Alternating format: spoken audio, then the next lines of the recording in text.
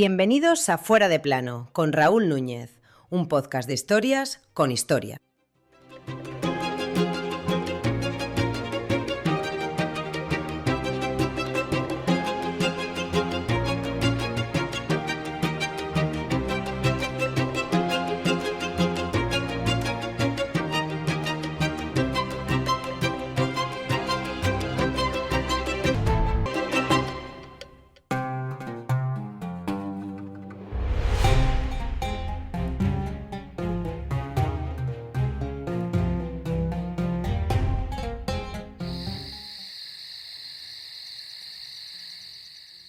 Alejandría, 1 de agosto del año 30 antes de nuestra era. La joya del Mediterráneo, la ciudad de los 1000 palacios y la gran biblioteca amanece sumida en un silencio absoluto. El calor sofocante del verano egipcio pesa sobre las calles, pero hay algo más tenso en el aire: pánico. Las legiones de Cayo Octavio, implacables, disciplinadas y frías como el mármol, están a las puertas de la ciudad.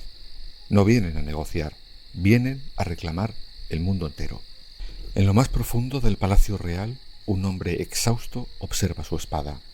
Es un arma romana, forjada para conquistar, pero hoy tiene un propósito distinto. Este hombre fue hasta hace muy poco el amo de la mitad del mundo conocido. Gobernó desde Roma hasta las fronteras de Partia. Hizo temblar a reyes y senadores. Ese hombre es Marco Antonio, el mejor amigo de Julio César, el ídolo de las legiones, el amante definitivo de Cleopatra. Hoy vamos a diseccionar la vida de un hombre devorado por sus propias contradicciones. Un estratega militar brillante en el campo de batalla, pero un desastre absoluto en los pasillos del Senado. Un líder que lo tuvo todo y lo perdió, por amor, por orgullo y por la astucia de un joven al que subestimó. Acompáñame a reconstruir el ascenso y la monumental caída del León de Roma.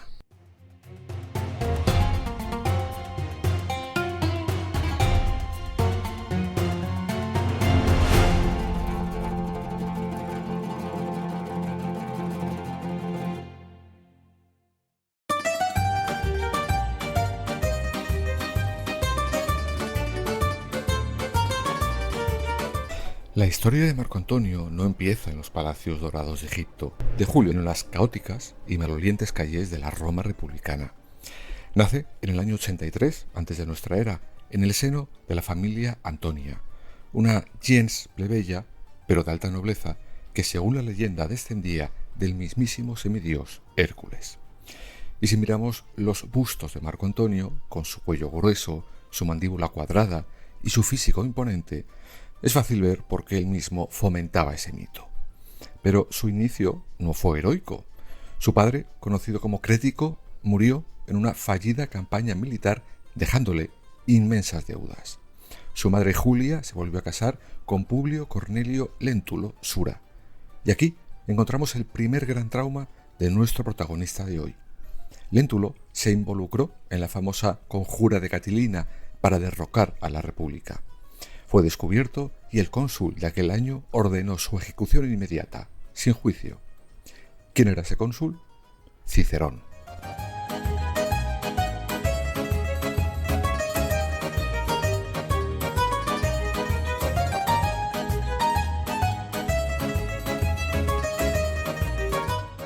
Marco Antonio nunca olvidaría, ni mucho menos perdonaría, que Cicerón ordenara estrangular a su padrastro. Ese odio visceral definiría gran parte de su carrera política y años más tarde le costaría la cabeza y las manos al propio Cicerón. Toda esta apasionante historia la tenéis en un capítulo propio de la pasada temporada de Fuera de Plano. Sin una figura paterna fuerte y rodeado de la decadente juventud aristocrática de Roma, el joven Antonio se desbocó. Las fuentes clásicas nos pintan a un adolescente inmerso en un torbellino de deudas, alcohol, peleas callejeras y escándalos sexuales. Se hizo íntimo amigo de Curión, otro joven aristócrata de dudosa reputación. Llegó a acumular una deuda tan monstruosa que hoy, más o menos, equivaldría a varios millones de euros. Cuando los acreedores empezaron a acorralarlo, a los 25 años, Marco Antonio hizo lo que todo romano endeudado y con ambición debía hacer: huir al extranjero. Viajó a Grecia, supuestamente para estudiar filosofía y oratoria, pero pronto encontró su verdadera vocación. El procónsul de Siria, Aulo Gabinio, le ofreció el mando de un regimiento de caballería. Y oye, de repente el juerguista Marco Antonio se evaporó y nació el líder. En Judea, en su primera expedición a Egipto para restaurar al faraón Ptolomeo XII, por cierto, padre de Cleopatra, Marco Antonio demostró un valor casi suicida. Era el primero en escalar las murallas enemigas y compartía el rancho y las bromas pesadas con sus hombres. Las legiones empezaron a adorarlo. El león había probado la sangre y le había gustado.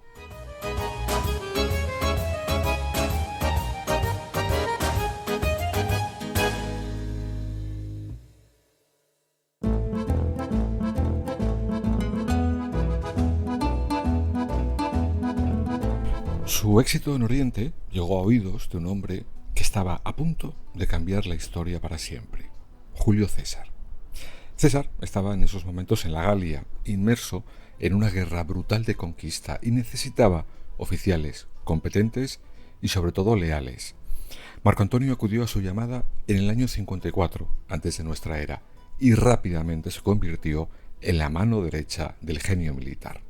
Estuvo a su lado en el asedio de Alesia, uno de los hitos tácticos de la historia militar, defendiendo las trincheras frente a decenas de miles de galos enfurecidos. Cuando el Senado romano exigió a César que disolviera sus legiones, Marco Antonio estaba en Roma como tribuno de la plebe, defendiendo los intereses de su jefe. Cuando su vida corrió peligro, huyó de la ciudad, vestido de esclavo, y se reunió con César a las orillas del río Rubicón. Juntos cruzaron ese río, desatando la guerra civil.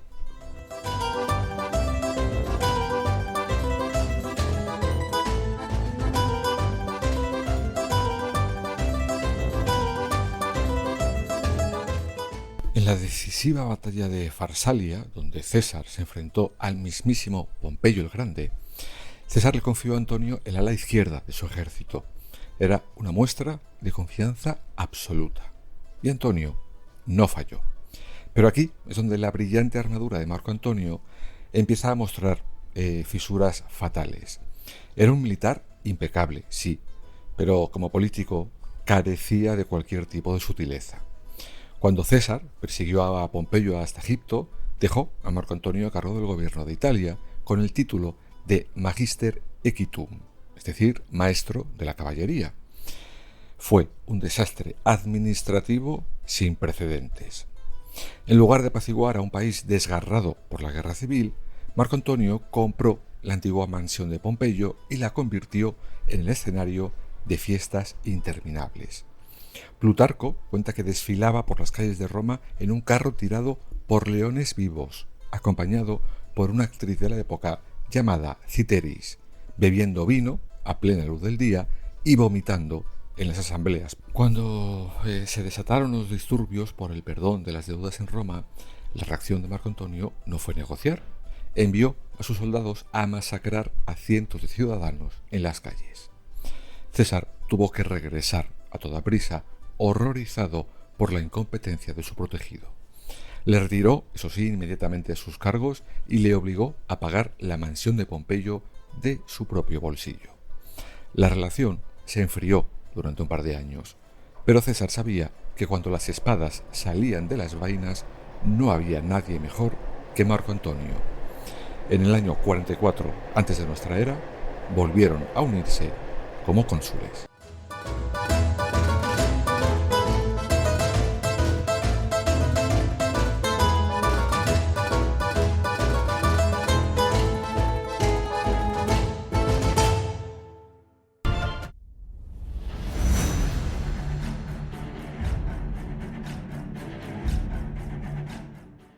Nos situamos ahora en las fiestas de las Lupercales, un mes antes de la muerte de Julio César.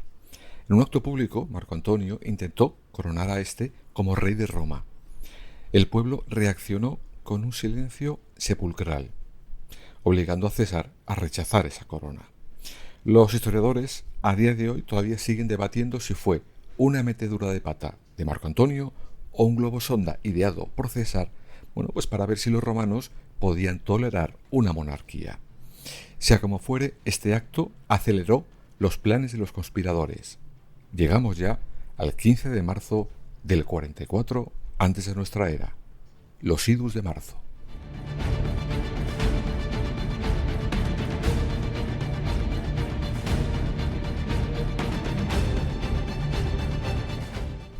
Cayo Casio y Marco Junio Bruto lideraban, como ya sabéis, una conjura de más de 60 senadores. Su objetivo, asesinar al dictador. Pero tenían un pequeño problema del tamaño de una montaña. Marco Antonio. Fuerte, leal y letal, si estaba cerca de César, los conspiradores sabían que morirían antes de poder asestar la primera puñalada. Por eso, el senador Trebonio se encargó de interceptar a Antonio fuera del teatro de Pompeyo, entreteniéndole con una densa y aburrida conversación sobre leyes. Mientras Antonio charlaba en la puerta, dentro Julio César caía bajo 23 puñaladas. Al enterarse, la primera reacción de Marco Antonio fue humana, terror. Creía que había una purga en marcha. Huyó a su casa, se atrincheró y esperó la muerte. Pero la muerte no llegó. Los libertadores habían cometido el error de no asesinar a la mano derecha del tirano. A los pocos días Antonio recuperó la compostura y demostró, por una vez en su vida, una astucia política deslumbrante. Pactó una amnistía temporal con los asesinos para evitar otra guerra civil, pero todo era una trampa. El día del funeral de César, en el foro romano, Antonio tomó la palabra. No atacó directamente a los asesinos, a los que llamó sarcásticamente hombres honorables, sino que leyó el testamento de César. Reveló que Julio César había dejado dinero a cada ciudadano romano y había donado sus jardines privados al público. Con un gesto teatral magistral, levantó la toga ensangrentada de Julio César, mostrando cada una de las puñaladas. La multitud estalló, el dolor se convirtió en ira.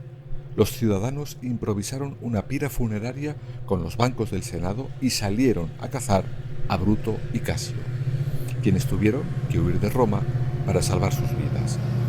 De la noche a la mañana, Marco Antonio, a sus 39 años, se convirtió en el amo indiscutible de Roma, el heredero natural de Julio César.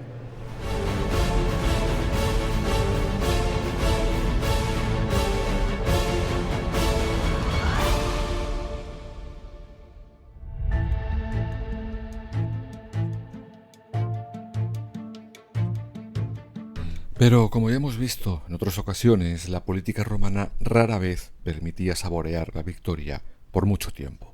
Cuando se leyó el testamento de Julio César, hubo una sorpresa mayúscula. El principal heredero de su fortuna y su nombre político no era su leal general, Marco Antonio, sino un joven de 19 años, enfermizo y sin experiencia militar alguna, sobrino nieto de César. Ese hombre era Cayo Octavio. Antonio lo despreció, le bloqueó el acceso a la fortuna de César e intentó ningunearlo. Fue su error más grave y lo acabaría pagando con los años. Octaviano demostró tener una inteligencia política gélida y despiadada. Financió su propio ejército privado apelando a los veteranos de César y se ganó el favor del Senado, azuzado, eso sí, por los discursos incendiarios de Cicerón el día de Marco Antonio.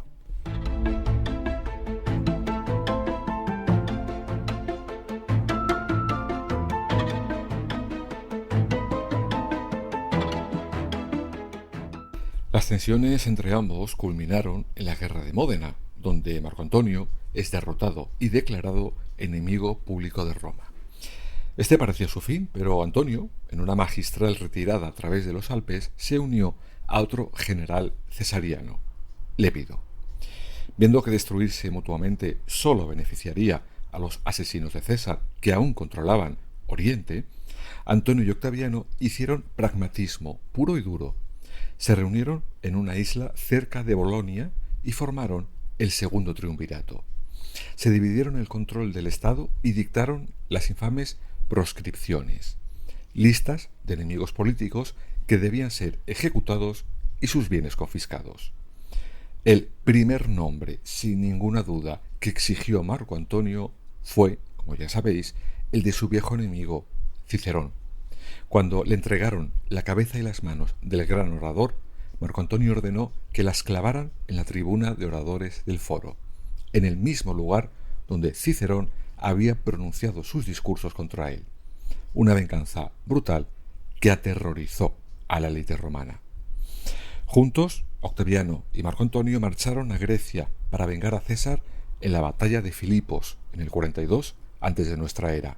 Allí Octaviano se quedó enfermo en su tienda, mientras Marco Antonio lideraba las legiones y destrozaba a los ejércitos de Bruto y Casio, quienes acabaron quitándose la vida.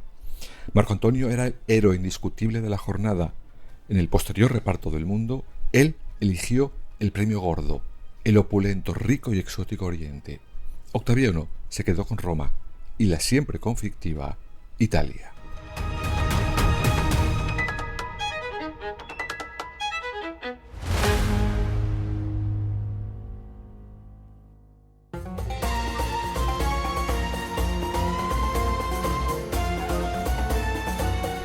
Y así llegamos ya al año 41 antes de nuestra era, a la ciudad de Tarso, en lo que hoy es Turquía. Marco Antonio necesitaba dinero urgentemente para invadir el Imperio Parto y emular, de paso, las hazañas de Alejandro Magno. Citó allí a la reina de Egipto, Cleopatra VII, para pedirle explicaciones por no haber ayudado económicamente en la guerra contra los asesinos de su amante, Julio César. Cleopatra, que era una estratega tan brillante como Octaviano, sabía exactamente a quién se enfrentaba. No llegó a Tarso como una vasalla, no. Llegó navegando por el río Citno en una gigantesca barcaza de popa dorada y velas púrpuras, recostada bajo un dosel de oro, vestida como Afrodita y rodeada de niños disfrazados de cupidos, abanicándola.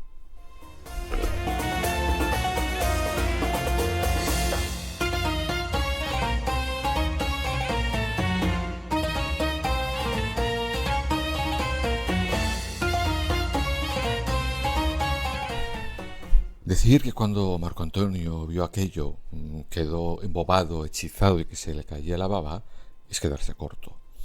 Dejó a un lado la invasión a Partia y se fue con Cleopatra a pasar el invierno a Alejandría. Juntos fundaron una sociedad secreta, por ejemplo, llamada Los Inimitables, dedicada a los banquetes diarios, el lujo desmedido y a gastar bromas como salir disfrazados por las noches a gastar inocentadas a los habitantes de Alejandría. Pero esta historia de amor fue también un pacto geopolítico masivo. Cleopatra y Marco Antonio tuvieron 3 hijos. En el infame episodio conocido como las donaciones de Alejandría, Marco Antonio, vestido como el dios Dionisio, otorgó reinos enteros, o lo que es lo mismo, provincias que pertenecían a Roma, a Cleopatra y a sus hijos. En la otra punta, en Roma, Octaviano frotaba las manos. Inició la campaña de fake news y propaganda más brutal que se recuerda en la antigüedad. Leyó ilegalmente el testamento de Antonio en el Senado, revelando que el general deseaba ser enterrado en Egipto junto a su reina y no en Roma. Convenció a los romanos de que Marco Antonio ya no era uno de los suyos, se había convertido en un déspota oriental, hechizado y castrado mentalmente por una reina extranjera. Roma no declaró la guerra a Marco Antonio, sino Cleopatra, hombre.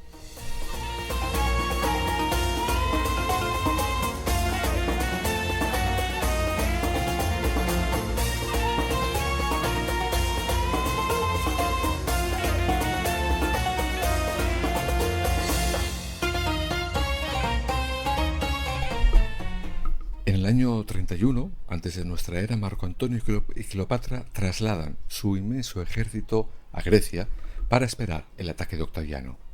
Cuentan con cientos de miles de soldados y una flota colosal, pagada, eso sí, con el tesoro egipcio. Pero Octaviano tiene un arma secreta, su mejor amigo y almirante, Marco Vipsanio Agripa, un auténtico genio militar. Mientras Antonio espera una batalla campal tradicional, Agripa lanza una campaña naval relámpago. Captura ciudades costeras clave y corta las líneas de suministro de Antonio desde Egipto y el Peloponeso. De repente, el inmenso ejército de Antonio, acampado en las llanuras pantanosas de Accio, en el golfo de Ambracia, se queda sin comida. El verano en esos pantanos es un auténtico infierno. Un brote de malaria y disentería arrasa el campamento de Marco Antonio. Miles de remeros y soldados mueren antes de que se dispare una sola flecha. La moral, como podéis imaginar, se desploma. Los generales romanos de Antonio, asqueados por la influencia de Cleopatra en las decisiones militares, empiezan a desertar y se pasan al bando de Octaviano, llevándose consigo, evidentemente, los planes de batalla. Marco Antonio está acorralado. Sus opciones se van agotando. En un consejo de guerra tenso, Cleopatra convence a Marco Antonio de que la única salida es abandonar a la mayor parte del ejército de tierra e intentar romper el bloqueo naval con la flota para huir a Egipto y allí reagruparse. No van a luchar para ganar, van a luchar para escapar.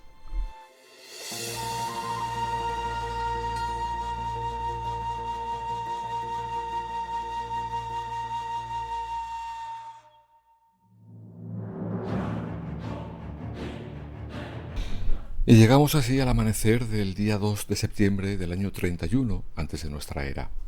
El mar está en calma. Frente a frente, dos concepciones de la guerra naval muy diferentes. Por un lado, la flota de Marco Antonio. Eran los acorazados de la antigüedad, quinquéremes y naves de hasta 8 bancos de remos, bestias de madera masivas reforzadas con planchas de bronce para resistir las embestidas y equipadas con torres de asedio desde donde los arqueros dispararían desde las alturas. Pero debido a la malaria, estos monstruos, estaban un poquito cortos de tripulación. Enfrente, la flota de Octaviano y Agripa, las naves Liburnas. Eran barcos mucho más pequeños, ligeros y tremendamente maniobrables.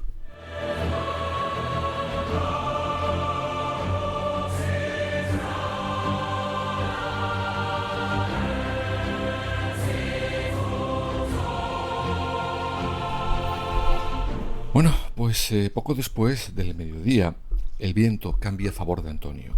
Su ala izquierda y derecha avanzan para intentar flanquear a los barcos Agripa, pero el almirante de Octaviano, astuto él, retrocede poco a poco, atrayendo a las pesadas naves de Antonio hacia mar abierto.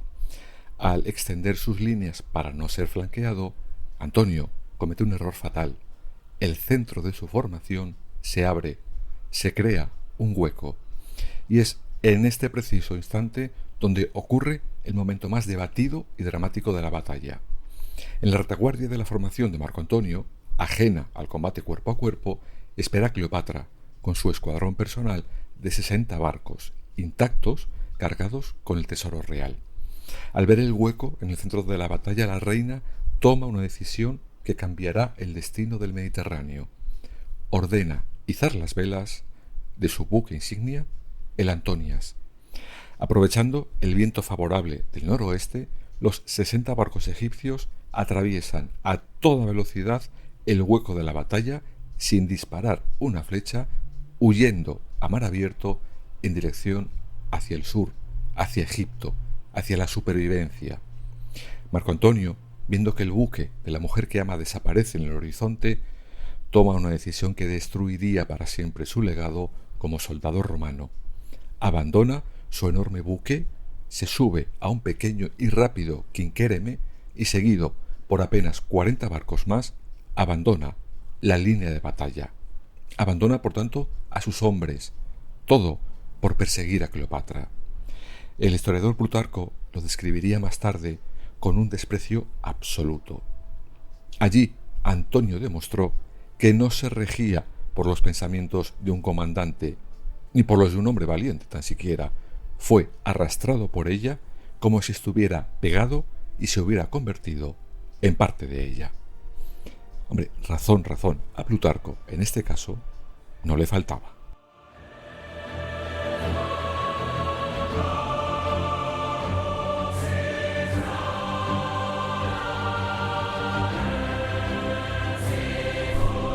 La flota de Marco Antonio, como os podéis imaginar, al darse cuenta de que su comandante en jefe ha huido, se ha pirado, colapsa psicológicamente.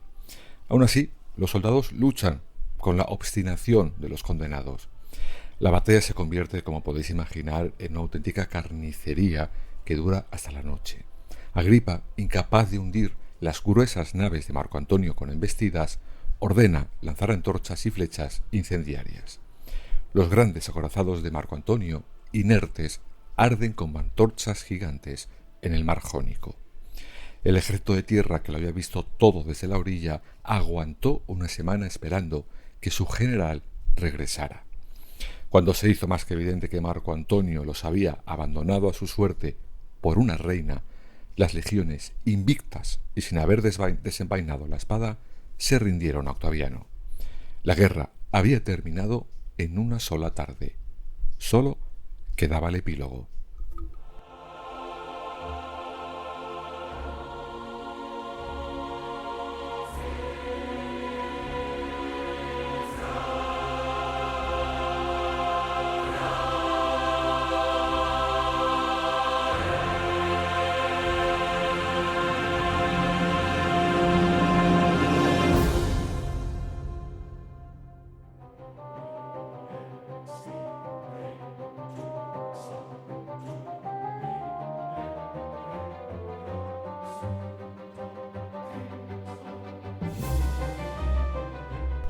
Y regresamos a ese caluroso 1 de agosto del año 30 antes de nuestra era, Alejandría. Ha pasado un año desde Accio. Octaviano ha llegado a Egipto. Marco Antonio intentó una última salida desesperada con su caballería esa misma mañana, pero sus tropas, viendo que todo estaba perdido, desertaron y se unieron a Octaviano en masa. Encerrado en palacio, Antonio escucha un rumor fatídico. Alguien le informa que Cleopatra, aterrorizada, se ha encerrado en un monumento funerario y se ha quitado la vida. El mundo de Marco Antonio se desmorona por completo. Llama a su fiel esclavo Eros y, cumpliendo una vieja promesa, le ordena que le dé muerte. Pero Eros, incapaz de asesinar a su amo, saca la espada y se apuñala a sí mismo, cayendo muerto a los pies de Marco Antonio. El general, conmovido, pronuncia sus famosas palabras: «Bien hecho, Eros, me has enseñado lo que yo mismo debo hacer». Se apoya contra la pared y se clava la espada en el vientre.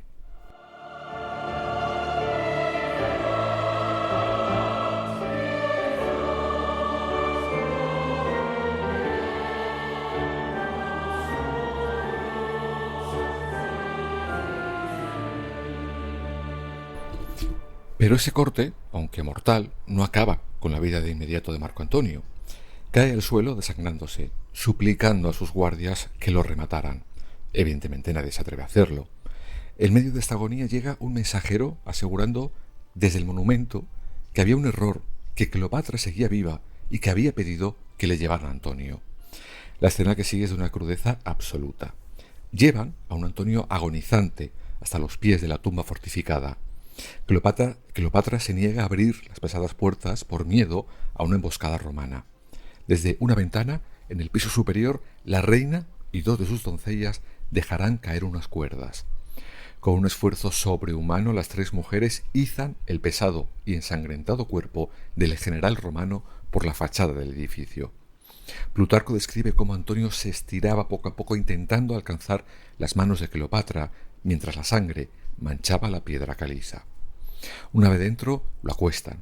Cleopatra se desgarra las vestiduras, se golpea el pecho y lo llama su señor, su esposo, su emperador. Marco Antonio, en un último destello de orgullo romano, le pide una copa de vino. Con su último aliento, le suplica a Cleopatra que salve su propia vida si puede hacerlo sin perder la dignidad, y le pide que no llore por su trágico final.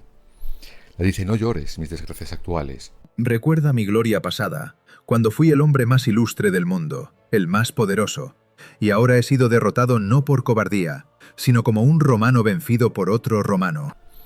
Tras estas palabras que pasaron a la historia, el corazón del último gran rival republicano dejó de latir.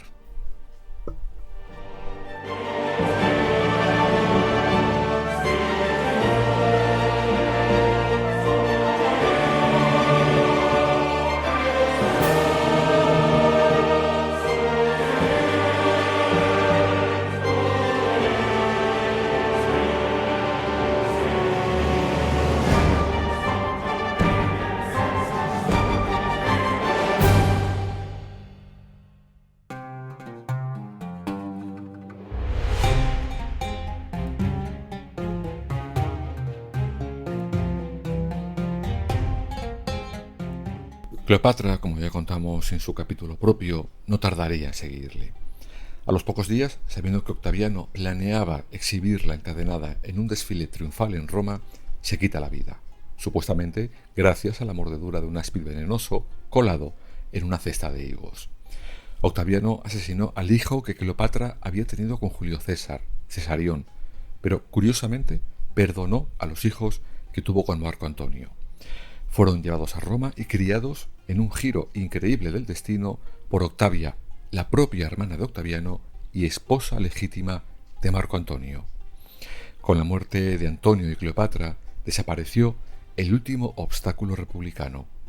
Roma dejó de ser una república y se convirtió en un imperio, con Octaviano, ahora coronado como Augusto, a la cabeza. Marco Antonio fue un coloso, pero con los pies de barro, un hombre cuya lealtad a César y su genio militar le dieron el mundo, pero cuya total falta de visión política y sus pasiones desbordadas se lo arrebataron todo. El águila romana que prefirió morir como un faraón en las arenas del Nilo. Si te ha gustado este episodio de Fuera de Plano, como siempre, no olvides suscribirte y compartirlo, porque la historia no es solo el pasado, es el mapa que usamos para no perdernos en el futuro.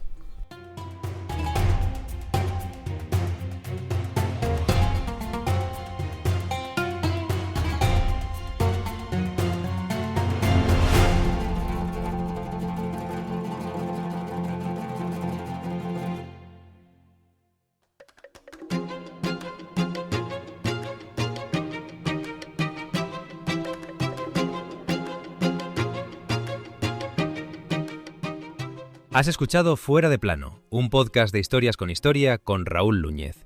Escúchanos en las principales plataformas digitales y ahora también en nuestra web www.fueradeplanopodcast.es. Síguenos para no perderte nada en nuestras redes sociales, Instagram, Facebook, TikTok o Threads. Hasta la próxima historia.